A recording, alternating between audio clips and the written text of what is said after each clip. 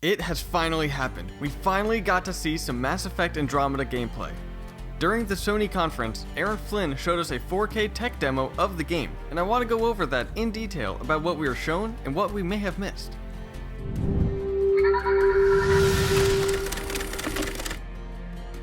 Starting off the video, Aaron Flynn introduces himself while giving us a pan of the beautiful area that surrounds Ryder.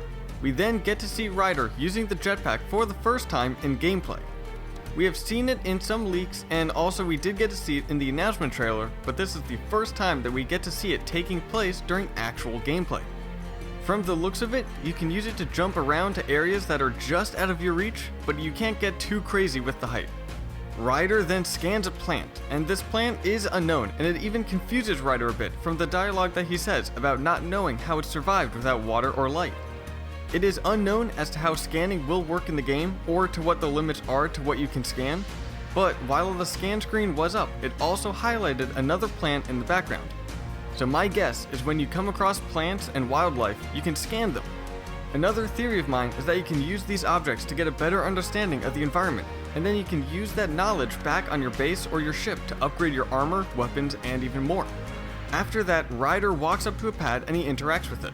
We see him pull up his Omni tool, and this one seems to be an updated version than the one that we are used to in the trilogy.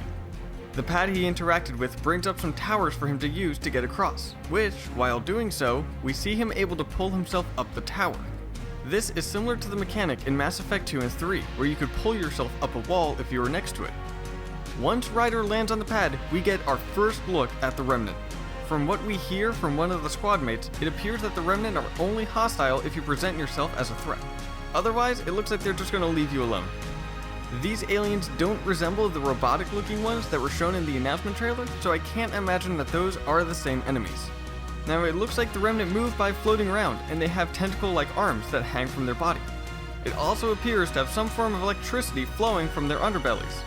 Think jellyfish, but bigger, scarier, and way more cool.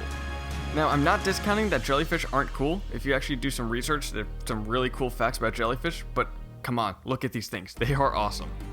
After interfacing with another pad, Ryder walks across a bridge that builds itself as Ryder walks across it.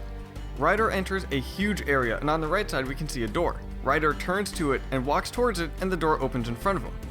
As the door opens, we can see a huge green glowing beam in the distance, and Ryder runs towards it. When he reaches it, Ryder claims that this is the heart of the vault. So from that, I'm speculating that vaults will be similar to tombs in Tomb Raider, and that they are puzzle platforms that you'll have to figure out how to get to the heart, and possibly activate it or discover some form of treasure. Now, before the cutscene plays, Aaron Flynn announces that a new trailer for Mass Effect Andromeda will be coming out on November 7th. This was heavily expected, as that is the biggest day for Mass Effect, but it is nice to hear some form of confirmation. As the cutscene starts, we get to see the male Ryder's face for the first time, and he has two squad mates, but sadly we can't see who they are, but they both appear to be human in shape and size.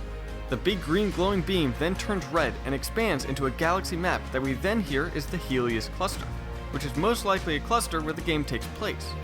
Whether that is the only cluster or not, we don't know. We are then told that the small dots are other vaults on other worlds. By their shock of it, it appears that this is the first time that they are hearing this knowledge, which makes me guess that this level is the first vault that they come across, and it could also be taking place during early on in the game.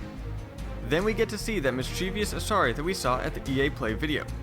From hearing what she was saying throughout the vault exploration, my guess is that she will be having the same love and care about the knowledge of the Remnant as Liara did for the Protheans. I've written over a dozen studies on your species. I've published in several journals that... Amusing.